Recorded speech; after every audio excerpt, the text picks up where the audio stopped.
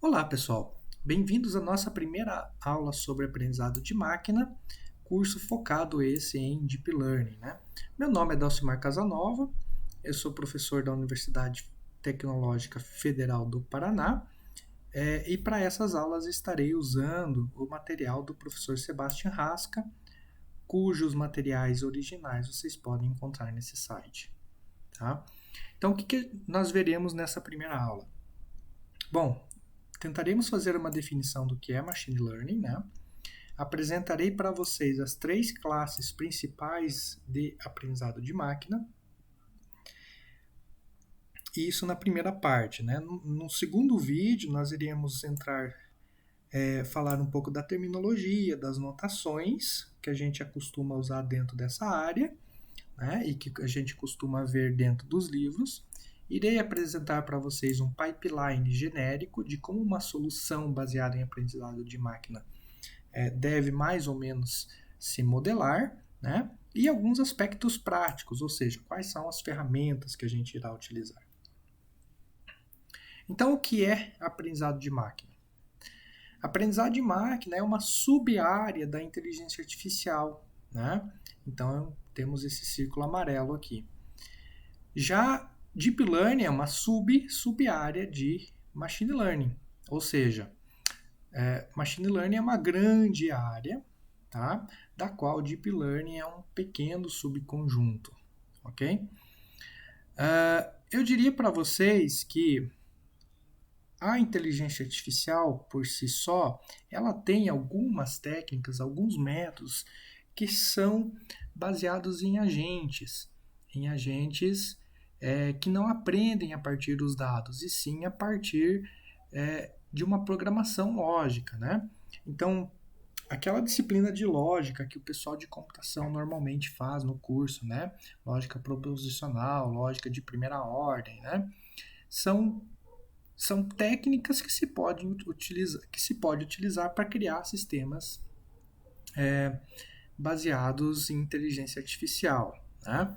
Enquanto a área de aprendizado de máquina, foco do nosso curso, ela é uma área onde o aprendizado não se dá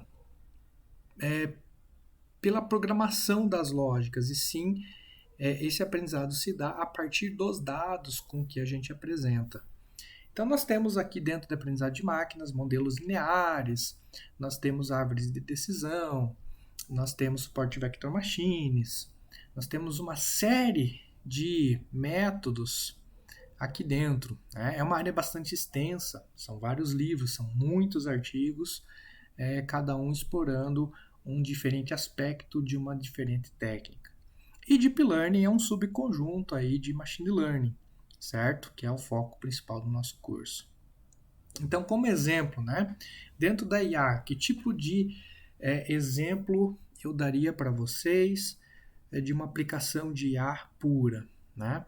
Eu diria que um sistema especialista é um exemplo bastante clássico, né? Onde você vai criar regras que tentam codificar o conhecimento humano. Por exemplo, na medicina, né? Se a pessoa está com 38 graus de febre, se a pessoa perdeu o paladar, se a pessoa perdeu o olfato, então provavelmente ela tem Covid. É uma sequência de regras que codifica o conhecimento humano, ok? Então, algum médico já sabe disso, o especialista ou engenheiro de inteligência artificial nada mais faz do que codifica essas regras de uma forma efetiva, né? Normalmente usando Prolog ou usando qualquer outro tipo de tecnologia. Tá? Já a aprendizagem de máquina normalmente usa modelos estatísticos, mas não só modelos estatísticos, né? Então, na verdade, a principal diferença entre a aprendizagem de máquina e a IA clássica é que em aprendizagem de máquina a gente aprende com os dados. Nós não codificamos o conhecimento expressado pelo médico. O médico simplesmente nos dá exemplos, né?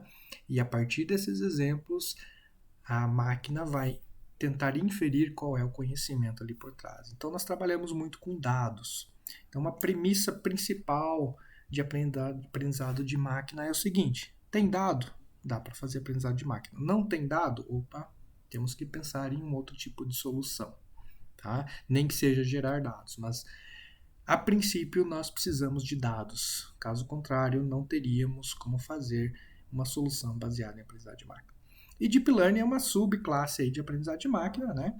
Onde é fortemente baseado em redes neurais, embora não seja redes neurais, né? E a gente tem aí dentro de Deep Learning algumas ferramentas específicas, porque normalmente necessita-se de um poder computacional bastante grande. A gente vai ver durante o curso. Mas qual seria a diferença básica aí de redes neurais e Deep Learning? Normalmente nas redes neurais a gente tem uma etapa, antes de usar uma rede neural, a gente tem uma etapa anterior, que é a engenharia de características. Tá? Em Deep Learning, a gente não tem essa etapa anterior, a gente tem o que a gente chama de aprendizado de características. Então, o que era feito manualmente aqui dentro de Machine Learning, que é a parte de engenharia de características, dentro de Deep Learning é feito automaticamente. Tá, ok?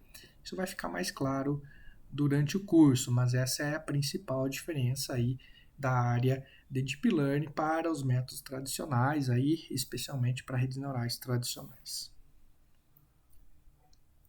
Então, qual é a definição de Machine Learning? Eu acho que essa é a definição mais popular, né?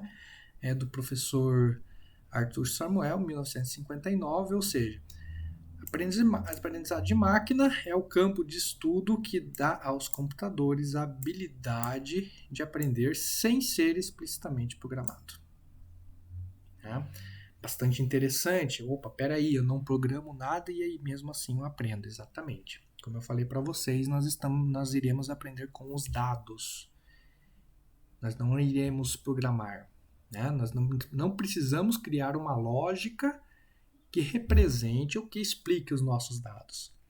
O próprio método de aprendizado de máquina é que irá criar essa lógica para nós. Então, ok? Tentando explicar de uma forma um pouquinho mais clara. Né? Então, o paradigma tradicional aí de programação é o programador faz algumas observações, certo? E a partir dessas observações ele cria um programa. Por exemplo, ele observa que os dados de entrada, para quem já brincou de programação em C ou já brincou em maratona de programação, normalmente os professores dão desafios, né? Dão uma sequência de entradas e uma sequência de saída desejadas. Então, são essas observações. Sequência de entradas. 2 e 2 tem que dar 4. 6 e 6 tem que dar 12. 8 e 8 tem que dar 16. Mas não diz o que acontece. Então, o programador olha para aqueles dados e infere. 2, 2, seu somado dá 4. 8 e 8, seu somado dá 16. 6 e 6, seu somado dá 12. Então, provavelmente, o que deve estar por trás daquela lógica entre entradas e saídas é o quê? Uma soma. Então, o programador faz o quê? Observando as suas entradas, né, observando o seu problema, ele cria um programa para resolver o seu problema. Ok? Então, nesse caso, ele irá criar um programa de soma. Mas quem faz essa inferência, quem faz essa observação sobre os dados é o próprio programador. Ok? Diferentemente, em aprendizado de máquina, a gente apenas apresenta os dados. Eu apenas apresento as entradas, 2, 2, 4, 4, 6, 6, 8, 8, e apresento as saídas correspondentes àquelas estadas. Para 2, 2, a saída tem que ser 4. Para 4, 4, a saída tem que ser 8. Para 6, 6, a saída tem que ser 12 e assim sucessivamente. Cabe, então, ao algoritmo de aprendizado fazer as observações em cima dessas entradas e inferir. Opa, isso é uma soma. Então, ok? Então, essa é a diferença, né, de paradigma da programação tradicional para o aprendizado de máquina. Basicamente, a gente está tirando, né, o papel do programador no sentido de que ele tinha que inferir a solução para o problema. Quem agora infere a solução para o problema é o algoritmo de aprendizado. Poxa, professor, mas isso é ruim, né? É fácil fazer um programa de soma, por que eu vou usar um programa de aprendizado de máquina para fazer um programa de soma? O fato é que em muitos problemas, essa inferência não é tão simples. Por exemplo, qual pensando em bioinformática, né? Qual é a proteína que vai se ligar a outra proteína que vai gerar tal coisa? É uma infinidade tão grande de soluções possíveis, de análises necessárias, que o biólogo, que o médico, seja lá qual for o profissional, não consegue fazer essa inferência. 2, 2, 4 é fácil. 3, 3, 6 também é fácil. E fazer essa inferência sobre um dado que é muito grande ou é muito complexo é muito difícil. Então vamos deixar esses problemas que são difíceis, aonde a gente não consegue criar regras claras, né? Ser isso, então aquilo, para os métodos de aprendizado de máquina. Ok? Então algumas aplicações aí de aprendizado de máquina, né? A aplicação mais clássica, né, que todo mundo gosta de falar um pouquinho aí, é detecção de spam. Né? Para quem usa Google, para quem usa qualquer outro tipo de método de caixa de e-mail, vocês provavelmente têm uma caixa de spam e os e-mails que vão para lá normalmente passam por um algoritmo de aprendizado de máquina para dizer se ele é ou não é spam. Né? Isso implica em usar algumas ferramentas de uma sub-área de aprendizagem de máquina que chama NLP, Natural Language Processing, né? Processamento de linguagem natural, né? Onde eu vou fazer inferências em cima de textos, em cima de voz, em cima de qualquer tipo de linguagem, tá ok? Outro exemplo bastante clássico aí é a detecção de face, né? Detecção e identificação ou matching de face, onde eu vou tentar dizer que fulano é fulano apenas pela sua face, né? Assim como é feito, por exemplo, hoje em alguns sistemas de digitais. Seguem o mesmo princípio, né? Um sistema de digital, esse que hoje a gente encontra em qualquer banco, ele tem por trás um algoritmo de aprendizado de máquina. Ok? Buscas web. A busca web, ainda mais recentemente, ela é baseada, né, em métodos de aprendizado de máquina. Tem até aqui um link salvo. Deixa eu ver se eu acho aqui, ó, né? Bem-vindo ao BERT, né? O último o algoritmo de busca do Google que vai entender justamente melhor a nossa linguagem natural. Então isso aqui na verdade foi outubro de 2019. Alega-se aí que a mudança da engine de busca, né, pelo um método chamado BERT, a gente vai ver ele brevemente durante o curso, vai impactar entre uma a cada 10 buscas aí feitas pelo Google. Tá? Então o Google acabou de mudar sim a sua engine por trás aí da busca, né? Para quem não sei se vocês perceberam aí, mas desde o fim do ano passado para cá, vocês podem digitar buscas mais completas do tipo qual é o nome do fulano de tal que fez tal coisa, né? Então o Google vai conseguir entender essa nossa forma de perguntar. Antes essa busca era baseada mais em palavras-chave, agora realmente tem uma análise sintática semântica muito mais forte com esse modelo BERT aqui que nós vamos comentar bastante, modelo BERT, modelos relacionados ao BERT. Tá ok? Outro tipo de aplicação, por exemplo, é predição de algumas coisas em esportes. Até selecionei um vídeo aqui, né? Aqui, ó, análise de futebol usando Deep Learning, junho de 2019. Vocês podem ver uma partida de futebol, vou avançar um pouquinho aqui, né? A gente tem a segmentação dos jogadores.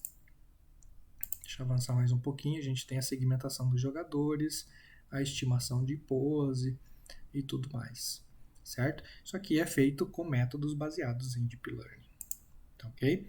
Professor, vamos ver isso aqui durante o curso, veremos as bases conceituais de como criar esse tipo de algoritmo, tá ok? Post office, né? Então, existe uma profissão lá no carteiro, chega a carta tem o CEP, né? Então o carteiro tem que separar as cartas por CEP. A princípio agora tem uma máquina onde as cartas entram, tem uma câmera que vai ler o CEP ali, mesmo que o CEP seja escrito de forma manual, e já vai separar as cartas aí por zip, né? Facilitando aí o trabalho dos carteiros, né? Caixas automáticos, né? Então os ATMs são caixas automáticos. Então, por exemplo, você fazer um depósito agora em cheque, né? Em implica que não precisa mais uma pessoa analisar esse cheque, né? Esse cheque vai passar por uma câmera, essa câmera lá vai ler, né, o valor do cheque e já vai automaticamente fazer o depósito, né? Identificação de cartão de crédito, fraude de cartão de crédito. Eu não sei vocês, né, o quanto vocês movimentam a fatura de vocês, mas de vez em quando você faz uma compra meio suspeita, meio fora do seu padrão, chega um e-mail, olha, você comprou tal coisa, foi você mesmo? Né? Então essa suspeita ela é disparada pelo quê? Por um método de aprendizado de máquina. Predição de estoque, muito importante para as empresas, né? Porque ter estoque demais implica em um gasto com espaço, implica que talvez você não use aqueles produtos que não estão em estoque, é dinheiro perdido, dinheiro parado. Então, enquanto estoque de menos implica que você não vai entregar o seu produto na data correta, né? Você vai precisar esperar alguma coisa. Então, fazer predições de estoque, assim como predições de outras coisas também, né? Aprendizado de máquina é muito usado aí no mercado financeiro, né? Para prever se a bolsa vai cair ou subir, ok? Assistentes inteligentes, né? Tipo o Apple Siri, Alexa, são todos esses assistentes são baseados em aprendizado de máquina. Inclusive, recentemente, em 2018, se eu não me engano, 2018, o Google lançou o Google Duplex, tá? Eu não vou tocar o vídeo inteiro aqui, mas vocês abram o YouTube e assistam esse vídeo, por favor. Ele é muito interessante. Ele vai trazer as possibilidades aí que o Google Duplex, que é análise de voz, né? Então, nesse caso, é análise de voz tanto de quem está fazendo o pedido quanto do outro lado da telefonia, né? Em que pé nós estamos? Vocês vão se surpreender com esse vídeo, é bem bacana, então sugiro que vocês assistam ele com calma, é curtinho, tá? Outra coisa, análise de sentimento, né? Saber se você tem um determinado produto à venda lá no Mercado Livre e as pessoas vão lá e fazem avaliações sobre aquele produto. Né? Além de dar positivo ou negativo, as pessoas fazem comentário. Mas eu quero saber se comentário é positivo ou negativo. Né? Sobre um filme, o comentário é positivo ou negativo? Esse é o tipo de aplicação que o pessoal dá bastante exemplo, né? Dentro de aulas de aprendizagem de máquina. Design de drogas. Né? Estamos vivendo aí época de pandemia. Design de drogas está bastante em voga. Inclusive eu tenho aqui um artigo que diz o seguinte, ó, a inteligência artificial speed, né, ou acelera a descoberta de drogas para combater a Covid, né? Então até mais aqui para baixo, selecionei aqui um trechozinho, tem mais coisa, obviamente, né? Então uma determinada companhia lá identificou 97 de pequenas moléculas candidatas aí para inibir uma protease, né? Quando que sem um aprendizado de máquina nós iríamos conseguir 97 candidatos a remédio em tão pouco tempo? É claro, desses 97 tem que ver se eles são tóxicos, se não são, ver custo de produção e etc. Mas, poxa, é um grande avanço, né? É um grande facilitador, vamos dizer assim. Não é a solução definitiva, porque ainda precisa dos médicos, ainda precisa dos farmacêuticos, ainda precisa dos biólogos, mas é um grande avanço, né? Esses 97 aqui provavelmente vão ter pistas e pistas de algo que realmente funcione, né? Diagnóstico médico, outra coisa que está em voga aí na pandemia, né? Aqui, tem até um artigo aqui do MedArchive, né? Classificação de raio-x, imagem de raio-x, para dizer se a pessoa está com o Covid-19 ou não está com o Covid-19. Então tem N aplicações aqui, tem vários artigos parecidos com esses, né? Esse inclusive dia 21 de abril de 2020, tá? Então bastante aplicações nesse sentido. Self-drive cars, né? Todos os carros automáticos, aí a Tesla, né? A Tesla é uma empresa que por baixo dela, na realidade, nós temos grandes métodos aí de aprendizado de máquina, grandes engenheiros de aprendizado de máquina. Se vocês quiserem entender um pouquinho melhor aí essa relação de aprendizado de máquina e carros autodirigíveis, eu recomendo aqui no YouTube, nós temos um curso do MIT, o 6S094, Introdução a Deep Learning e Carros Autodirigíveis. Tá? São algumas aulas, acho que são 5 aulas, dados pelo professor Lex Fridman, bastante interessante, que vai te colocar aí sobre uma perspectiva de aonde que eu aplico esse tipo de método nesse tipo de aplicação específica que é self-driving, tá? Como eu disse para vocês, a área de aprendizado de máquina ela é gigantesca. A gente poderia particionar ela em N aplicações para processamento da linguagem natural, aplicações na medicina, aplicações self-driving car. É gigantesco, são muitos métodos, é muito conhecimento envolvido, né?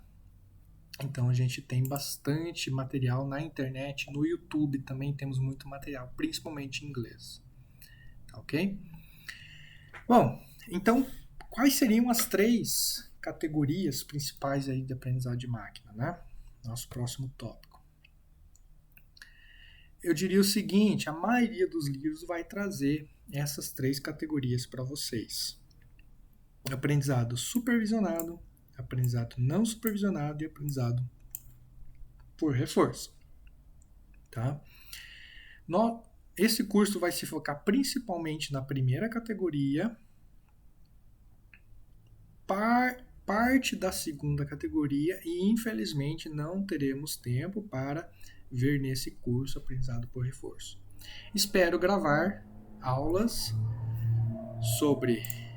mais específicas sobre aprendizado não supervisionado e aprendizado por reforço e disponibilizá-las nesse mesmo canal em breve. Por favor, deem uma olhada. Tá? Então, aprendizado supervisionado. Eu acho que é a categoria maior que nós temos, onde a gente tem mais método, onde a gente tem mais conhecimento e aonde a gente tem mais aplicações. Todavia, ela tem algumas dificuldades. Né? A gente precisa, principalmente no aprendizado supervisionado, de dados rotulados. Essa é a principal dificuldade dessa categoria.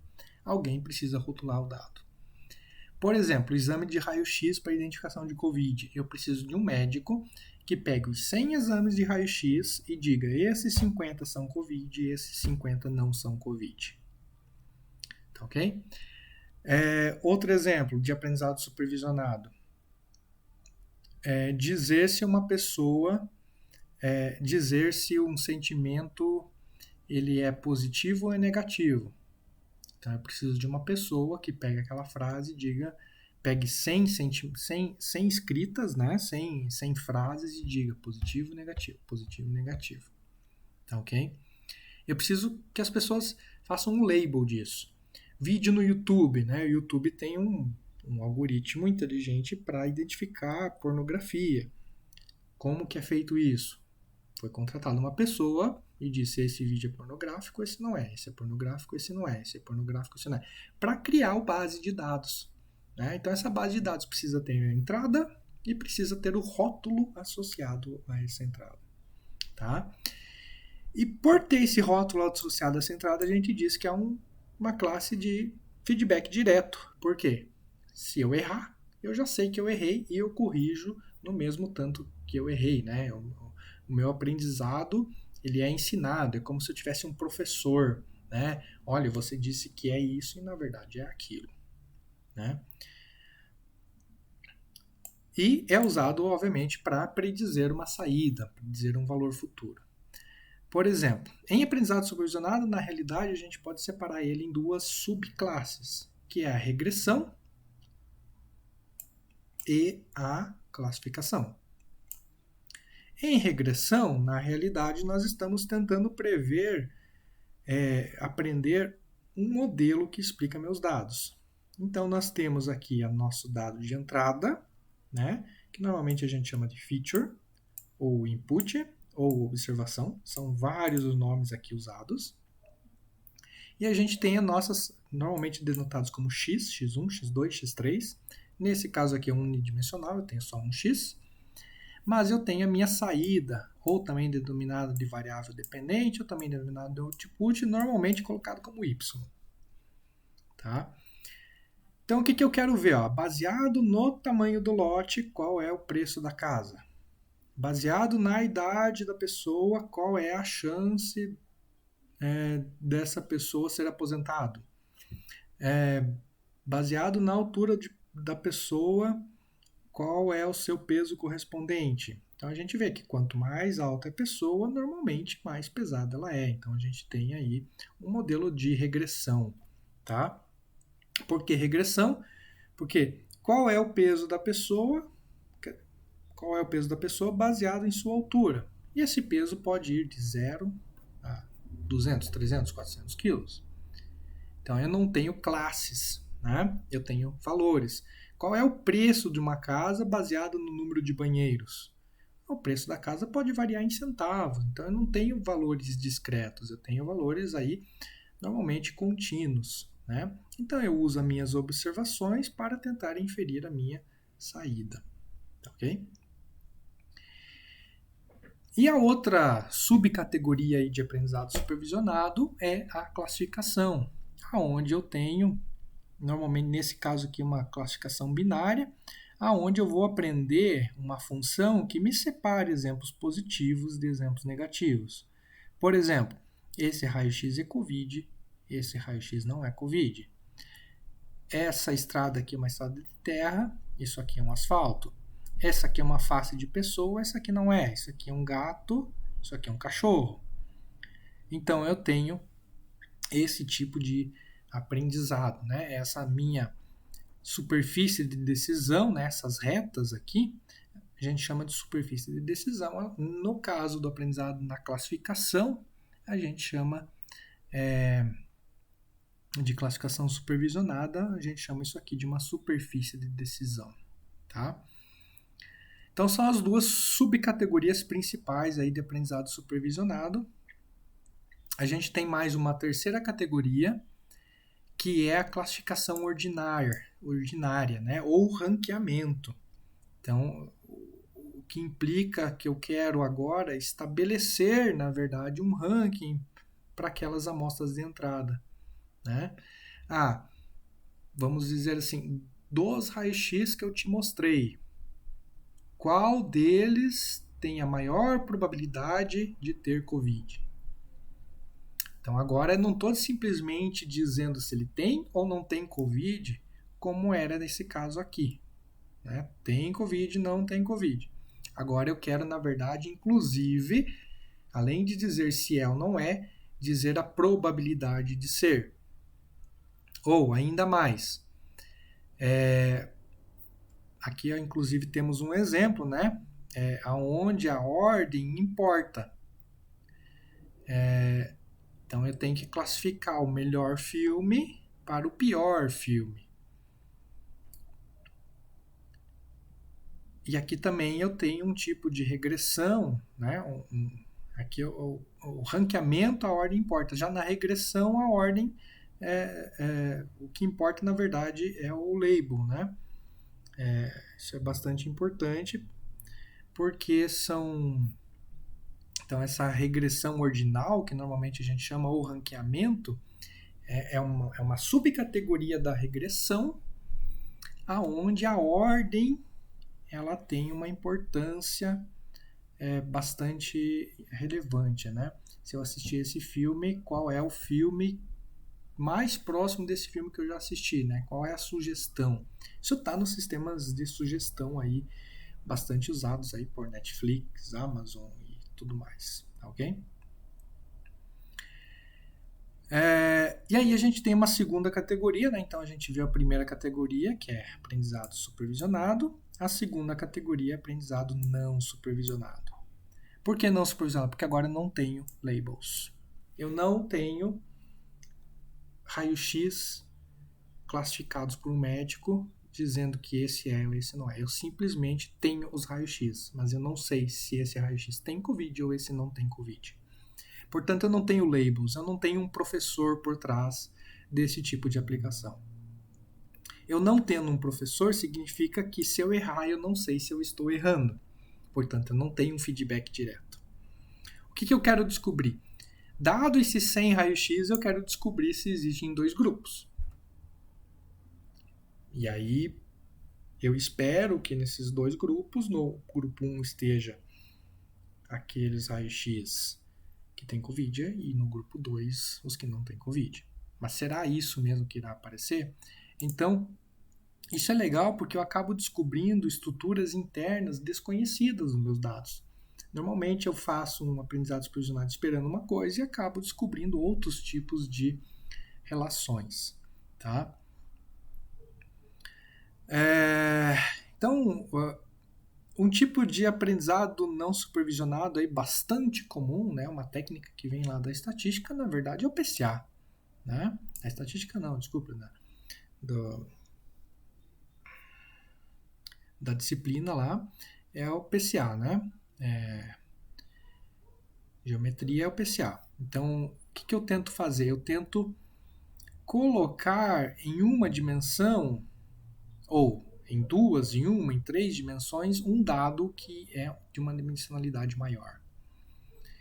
Então, a gente chama isso também de aprendizado de representação. Tá?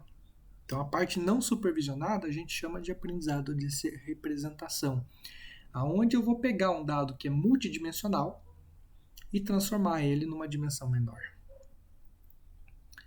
Por exemplo, eu vou pegar aquele raio-x de Covid e tentar transformar ele em 3 ou 4 valores que sejam informativos sobre aquele raio-x sem necessariamente fazer a armazenagem da imagem inteira. O que a gente chama também de redução de dimensionalidade, dependendo aí do método, ok? Uma outra forma, um outro tipo de método, de classe de método que a gente tem aí de representação de aprendizado são os autoencoders. Iremos ver os autoencoders durante a nossa disciplina, aonde eu tenho uma entrada e a entrada também é a minha saída. Veja que eu não tenho rótulo. Eu não tenho um rótulo dizendo que essa imagem é um gato. A própria entrada é minha saída. Então eu crio uma rede neural que codifica a minha entrada no que a gente chama de espaço latente e depois decodifica ela no original. É mais ou menos como fazer a transformada Fourier. Eu tenho uma transformada de Fourier que joga esses dados para um domínio da frequência e depois eu tenho a transformada, eu posso chamar o domínio da frequência aqui de representação latente e depois joga essas frequências de volta à imagem original usando a transformada de Fourier inversa. Os autoencoders funcionam mais ou menos como uma transformada de Fourier, né? Fica um pouco fácil de fazer isso. E eu diria que o Fourier é uma forma de fazer redução de dimensionalidade, é uma forma de fazer representação de conhecimento. Qual que é a diferença? Que o Fourier vai extrair as frequências daquela imagem, enquanto o encoder e decoder vão extrair representações que não necessariamente são as frequências. São coisas aprendidas de forma inteligente. Então, a classificação, como eu falei para vocês, se parece com isso aqui. Eu tenho X, que é a minha entrada, né? E eu tenho Y, que é o meu rótulo. Então, entrada, saída. Eu tenho uma rede neural e eu tenho uma classificação, eu tenho uma probabilidade dessa minha saída aqui ser um gato. Isso é um aprendizado supervisionado. Eu tenho entrada, tenho rótulo. Já aqui eu tenho um aprendizado não supervisionado. Eu tenho entrada e a minha própria entrada é a minha saída, então eu não tenho rótulo. Ok? A gente chama isso aqui também de self-learning. Outra coisa bastante interessante é dentro do aprendizado não supervisionado, então nós temos aprendizado não supervisionado, o primeiro subcomponente do aprendizado supervisionado é a aprendizado de representações ou redução de dimensionalidade. Esse é o primeiro subclasse de aprendizado não supervisionado. A outra subclasse é clustering, né? Fazer agrupamento, né? Então, dado uma característica, altura e peso, será que eu consigo agrupar os pontos, consigo ver agrupamentos, consigo ver grupos de coisas semelhantes? Tá? Esse é um tópico bastante explorado aí dentro da aprendizagem de máquina. Tem livros e livros aí sobre clustering. Okay? E a gente tem aqui o semi-supervisionado, que seria uma mescla um pouco entre supervisionado e não supervisionado. Tá? Como assim uma mescla? Uma mescla porque a gente vai ter os rótulos para alguns exemplos, mas alguns exemplos não terão rótulos. Então eu vou ter que usar aqueles exemplos que têm rótulos para inferir o rótulo daqueles que não têm. Mas aqueles que não têm também serão usados nas entradas. Então o semi-supervisionado é uma mistura de supervisionado e não supervisionado. Nós temos bastante exemplos de semi-supervisionado quando a gente parte para de grafos, né? Grafos convolucionais. Então, resumidamente, o conjunto de treinamento, né, aqueles exemplos, esses X aqui, nós teremos alguns X supervisionados, então alguns X terão o rótulo cat, enquanto que outros X não terão o rótulo cat, ou não terão seu respectivo rótulo. Ok? Esse aqui mostra mais ou menos o que está acontecendo, né? Nós temos pontos rotulados, negativos e positivos, né? Doente e não doente. E nós temos aqui pontos, todos o resto das bolinhas são os pontos não rotulados, né? Então temos alguns pontos rotulados, com menos e com mais, e vários pontos não rotulados. E eu uso toda essa quantidade de informação aqui para tentar inferir, para tentar criar um método inteligente. Ok? Então, essa outro subgrupo, além de semi-supervisionado, eu diria que é o self-supervisionado. É uma área bastante interessante e bastante promissora dentro do Deep Learning.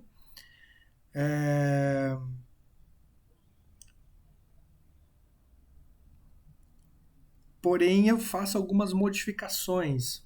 Por exemplo, aqui nesse caso, como é que eu aprendo? Eu aprendo essa representação do tigre, eu aprendo que isso aqui é um tigre, mostrando obviamente a imagem do tigre e a imagem do tigre misturada. Então, quando eu mostro a imagem do tigre, isso aqui faz sentido, porque o tigre está formado. Quando eu misturo a imagem do tigre, algumas coisas não começam a fazer sentido. Talvez a cara dele eu reconheça de forma fácil, mas o resto não. Só que eu uso essa informação, a ideia é usar essa informação de algo já conhecido, misturar para que eu gere mais dados, para que eu gere mais conhecimento. Tá? Então, essa é a ideia do autossupervisionado, que tem um pouco a ver com usar a informação do label diretamente, né, nos dados, tá?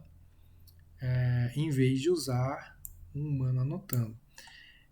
Essa parte aqui do autoencoder é uma ideia de self-supervisionado, porque eu estou aprendendo com o meu próprio rótulo, sem que eu precise, na verdade, rotular, né? A saída, apesar de ser a saída ser a entrada e a entrada ser a saída, apesar de eu não ter um rótulo dizendo que essa imagem é um gato, eu tenho um rótulo que é ele próprio a entrada. Tá? É um conceito um pouco complicado, assim, a princípio, mas devagarinho a gente vai resolvendo ou vai elucidando essas questões. E o terceiro e último subgrupo, né? Então a gente passou por supervisionado, não supervisionado, é o aprendizado por reforço. É uma terceira categoria, tá? Normalmente a gente tem um ambiente, essa é uma dificuldade inerente de aprendizado de reforço, que você precisa ter um ambiente para que você possa interagir com esse ambiente. Esse ambiente vai te dizer se aquela ação que você tomou sobre aquele ambiente ela é boa ou é ruim, né? Então, você vai ganhar um reforço. Esse agente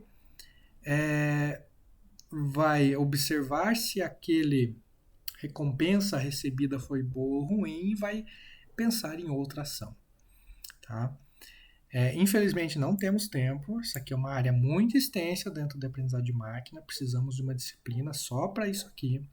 E aplicações a gente tem várias aí, né? Principalmente em jogos, a gente vê isso aí tendo muito sucesso em jogos, principalmente por quê? Porque jogos são um ambiente que já existe, né? Então eu consigo facilmente interagir com o jogo, porque o jogo é rápido, né?